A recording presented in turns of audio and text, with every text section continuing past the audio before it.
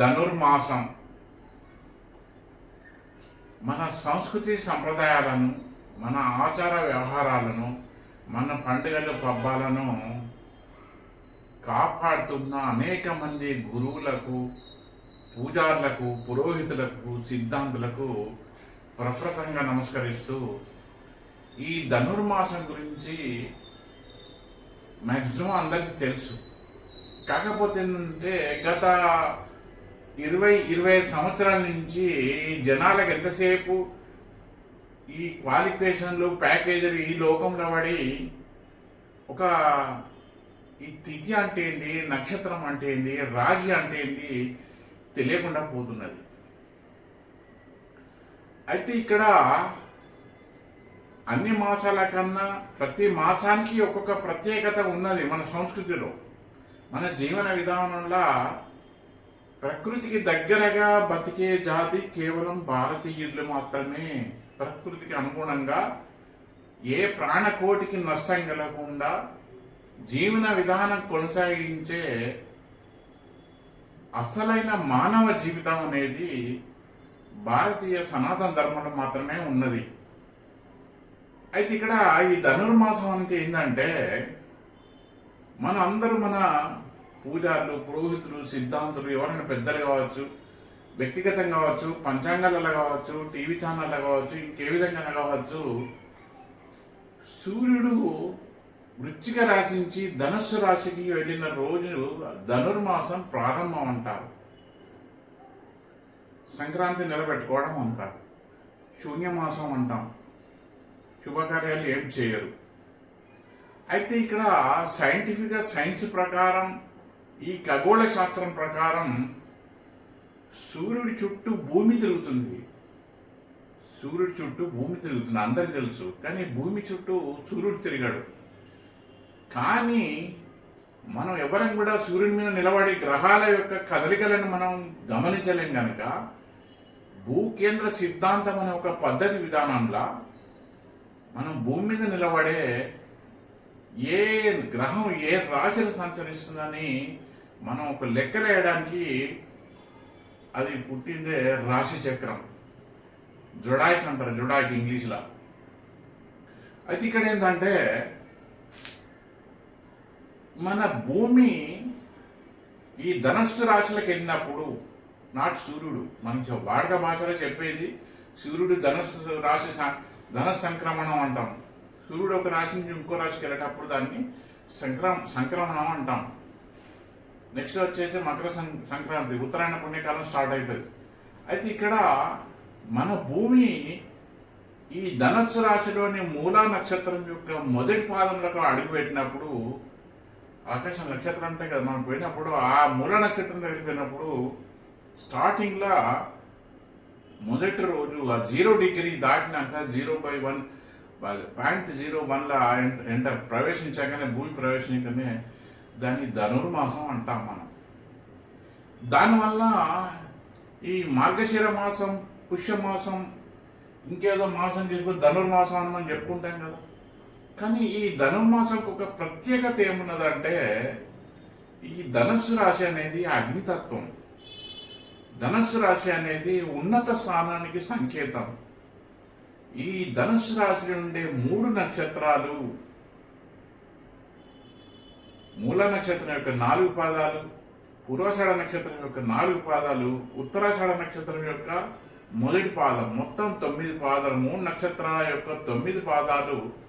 ఇది ఏం చేస్తుందంటే మనిషిల ఉన్నత స్థానానికి ఎదగడానికి ఒక సరి అయిన విద్య, సంస్కారం, నేర్పు, ఒక నైపుణ్యత కలిగజేస్తుంది గురువు. అందుగురించే ధనుసు రాశి గురువుకు చెప్పబడింది. ఒక జ్ఞానం, కామన్ సెన్స్. నువ్వు ఒక మంచి స్థితికి ఎదగాలంటే నీకు ఏం కావాలి, అది ధనుసు రాశిలో ఈ సూర్యుడు ప్రవేశించినప్పుడు చెప్తారు. అందరికీ అర్థం కావాలని సూర్యుడు అంటుంది. కానీ మన భూమి మూల నక్షత్రం యొక్క మొదటి పాదంలో అడుగు పెట్టినప్పుడు ఆ మూలా నక్షత్రం నుండే కాంతి, ఈ నక్షత్రాల నుంచి వచ్చే కాంతి అలాగే పూర్వాషాఢ నక్షత్రం ఉండే కాంతి ఇదేం చేస్తుందంటే మనిషిని స్ట్రేట్ ఫార్వర్డ్గా ఉండేలాగా చేస్తుంది.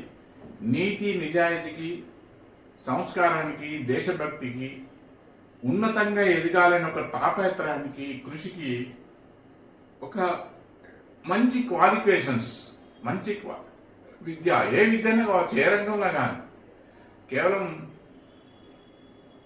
అకాడమిక్ క్వాలిఫికేషన్ సర్టిఫికేట్లే కాదు, ఒక మంచి ఉన్నత స్థాయి ఎదగడానికి అవసరమైన జ్ఞానం అనేది మన భూమి అక్కడికి వెళ్ళినప్పుడు ఆ నక్షత్రాల కాంతి మనకి ఇస్తుంది. కేవలం ఒక మనీ, డబ్బు, పైసలు మాత్రం కాకుండా నీ యొక్క బాధ్యతలు నిర్వర్తించాలంటే, నీవు భూమి మీద వచ్చినందుకు సరే అని నలుగురితో అనిపించుకోవాలంటే, నీకు ఎవరితోని ప్రాబ్లం రాకుండా ఉండాలంటే, ఒక సత్యం, నిజాయితీ అనేది ప్రజల్లో పెరగడానికి ఈ ధనుర్మాసం అనేది ప్రత్యేకంగా దాని విశిష్టత చెప్పబడ్డది. దానికి సంబంధించిన అనేక పండుగలు, పూజలు, పునస్కారాలు కూడా చెప్పబడ్డాయి. గోదా కళ్యాణం అని, ఇంకేదో అని మనం అందరం పాటిస్తుంటాం, చేస్తుంటాం. సో మన భూమి ఈ ధనుర్మాసమైన ఈ ధనుస్సు రాశిలో మనం ఈ మూలా నక్షత్రం, పూర్వాషాఢ నక్షత్రం, ఉత్తరాషాఢ నక్షత్రం మొదటి పాదం పుట్టినప్పుడు ప్రజల్లో ఒక విధమైన ఒక ఏమంటారు, ఒక energy, physical energy and mental energy, ఇవి రెండు వాళ్ళలో ఆటోమేటిక్గా డెవలప్ అవుతుంది. వాళ్ళ శరీరంలో అంతర్గతంగా ఉండే ఆ చక్రాలు అనేది చాలా యాక్టివ్గా పనిచేస్తుంది. రోగాలు రావు, ఉత్సాహంగా ఉంటారు, ధైర్యంగా ఉంటారు, ఎవరితో మాట పడని ఆత్మాభిమానం ఉంటుంది. ఇతరులను మోసం చేయాలి, అన్యాయం చేయాలి, ఆక్రమించుకోవాలి, ఇలాంటి ఈ చెడు ఆలోచనలు ఈ నక్షత్రాల నుంచి వచ్చే కాంతి మనిషికి కలిగజేస్తుంది. కనుక మనిషి ఒక జాతి, మనిషి అంటే ఒక వ్యక్తి కాదు, ఒక కుటుంబం, ఒక సమాజం, ఒక ఊరు, ఒక దేశం, ఒక జాతి. సో ఒక జాతి ఉన్నత స్థానంగా ఉండాలంటే, ఒక ఔన్నత్యంగా ఉండాలంటే, ఎల్లకాలం కొనసాగాలంటే మన భూమి ఈ ధనుస్సు రాశిలో ఈ నక్షత్రాలు సంచరించినప్పుడు వచ్చే ఆ నక్షత్రాల నుంచి వచ్చే లైట్ ఎనర్జీ అంటారు, ఆ కాంతులు అనేది మనం ఆస్వాదిస్తే, అది ఎలా ఆస్వాదించాలని అనేక పండుగల రూపంలో మనకు పూర్వీకులు చెప్పుకుంటూ వచ్చారు, ఇంకా మనం పాటిస్తూనే ఉన్నాం. కానీ ఈ కాలం జనరేషన్ 2020 తర్వాత 2000 సంవత్సరం తర్వాత వచ్చిన జనరేషన్లకు అసలు ఏంది అంటే తెలియలేకపోతున్నది. కనుక ఈ ధనుర్మాసంలో ఉన్న అసలైన లాజిక్, సైన్స్ అందరూ అర్థం చేసుకొని ఈ మాసంలో చెప్పబడిన పూజల పునస్కారాలు చాలా చేయడం ఉత్తమం. ఈ ధనుర్మాసంలో ఎక్కువ శాతం విష్ణుమూర్తికి సంబంధించిన పూజలు ఎందుకు చేస్తారు? విష్ణుమూర్తి స్థితికారకుడు, సృష్టి, స్థితి, లయ. ఈ స్థితికారకుడు అంటే ప్రస్తుతం